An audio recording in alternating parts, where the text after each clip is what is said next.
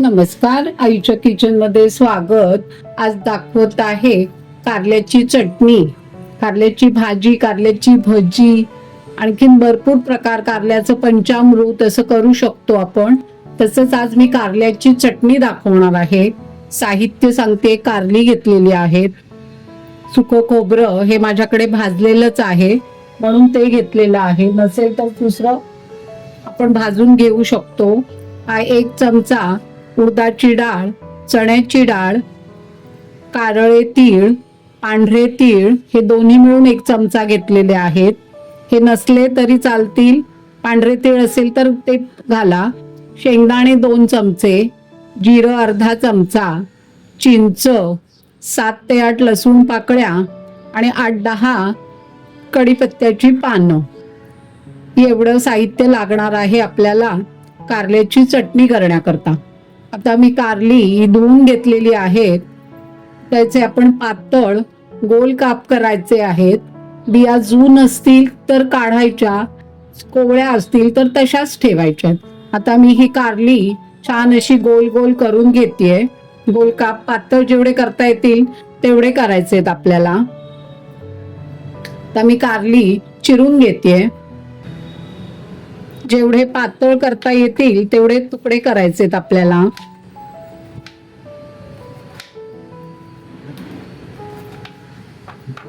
हे बघा, ह्याच्यात ह्या बिया आहेत त्या कोवळ्या आहेत, त्या काढणार नाहीये. जून असतील तर काढणार आहे. ह्या आता जून आहेत, त्या थोड्याशा काढून टाकणार आहे मी. अशाच प्रकारे मी 2 कारली चिरून घेतेय. तर कारली छान चिरून झालेली आहे.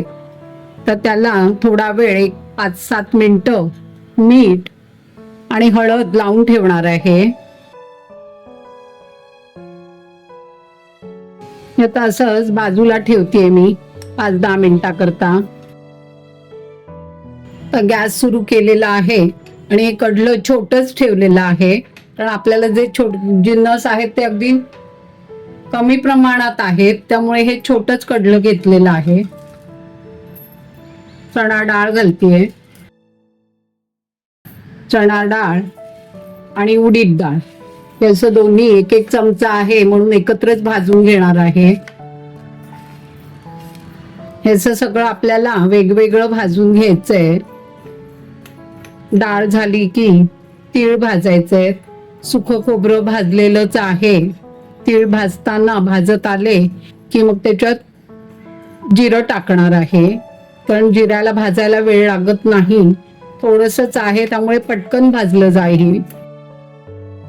हे सगळं छान मंद गॅसवर भाजून घ्यायचं, म्हणजे चटणी आपली खूप महिनाभर 15 दिवस जसं तुमच्याकडे खातील त्याच्यावर, महिनाभर तर नक्की ही चटणी टिकते.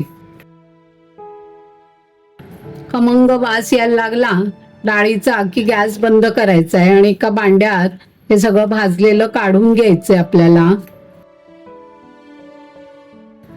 असंच मी आता सगळं 1-1 भाजून घेतेय. तर डाळ भाजून झालेली आहे ती काढलीये मी. आता मी हे काळे तीळ आणि कारळे तीळ आणि पांढरे तीळ याचे भाजून घेतेय. हे तीळ आता छान भाजून झालेले आहेत. हे गरमच आहे तेव्हा त्याच्यात हे जिरं टाकतेय. आता आपल्याला मोठी कढई ठेवली आहे, त्याच्यात शेंगदाणे तळून घ्यायचे. तेल थोडंसं तापलं की शेंगदाणे तळून घेणार आहे आणि मग त्याच्यानंतर मीठ लावून कारली ठेवली आहे ती तळून घ्यायची आपल्याला.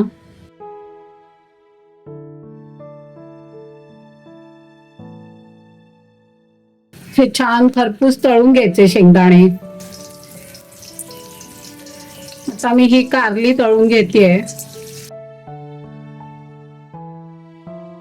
कारली छान तळून झालेली आहे. आता काढून घेतेय. ती आता थोडी दुसरी राहिली होती ती तळून घेतेय आणि ही तळून होत आली की त्याच्यात लसूण पाकळी आणि कढीपत्त्याची पानं टाकणार आहे, म्हणजे ते पण छान आपल्याला तळून घ्यायचंय. आता ही अशी कारली एकदम छान कुरकुरीत करून घेते मी. तर ही छान कारली कुरकुरीत झाली आहे तळून. आता ह्याच्यातच मी लसूण घालतेय आणि गॅस बंद करतेय आणि कढीपत्ता,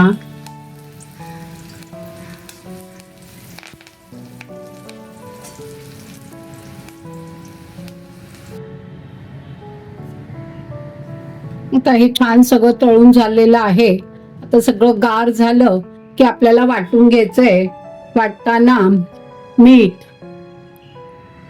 चिंच, थोडासा हिंग आणि लाल तिखट. लाल तिखट नसेल वापरायचं तर लाल सुक्या मिरच्या तुम्ही वापरू शकता.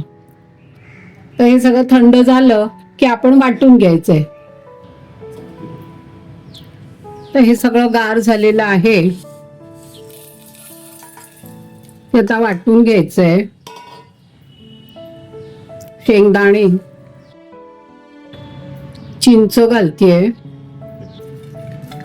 आणि ही कारली. तिखट आपल्या अंदाजाने घालायचंय. हिंग आणि मीठ मी आता थोडं कमी घालणार आहे, कारण कारल्याला आपण मीठ लावलं होतं. आता मी छोटा अर्धा चमचा घालतीये. लागलं तर नंतर परत चव घेऊन घालू शकतो. आता हे छान ग्राइंड करून घ्यायचंय आपल्याला. कारल्याची चटणी छान तयार झालेली आहे, खमंग खुसखुशीत. बघू शकताय कारल्याची चटणी आहे हे सांगितलं तरच कळेल, कारण कडूपणा अजिबात लागत नाही. ही पोळी, भाकरी, आमटी, भात, भाजी नसेल एक दिवस, कोशिंबीर आणि ही चटणी मस्त लागते. तुम्ही करून बघा, एकदम छान. कारलं न खाणारे पण ही चटणी खातील, त्यांना कळणार पण नाही की याच्यात कारलं घातलेलं आहे. तर नक्की तुम्ही करून बघा. आणि मी आता ही बाटलीत भरून ठेवणार आहे. ही कमीत कमी 1 महिना छान राहते. फ्रीजच्या बाहेर, फ्रीज मध्ये पण ठेवायची गरज नाही, कारण आपण ह्याच्यात कुठेही पाणी वापरलेलं नाहीये, कोरडंच भाजलेलं आहे. शेंगदाणे आणि कारलं तेलात तळून घेतलेलं आहे, लसूण पण तेलात तळलेली आहे. त्यामुळे ही चटणी 1 महिना छान बाहेर राहते. तर नक्की करून बघा. प्रवासात पण तुम्ही नेऊ शकता, खूप छान लागते. लाईक करा, शेअर करा आणि सबस्क्राईब करा आणि कॉमेंट्स देखील करा की ही तुम्हाला चटणी कशी वाटली.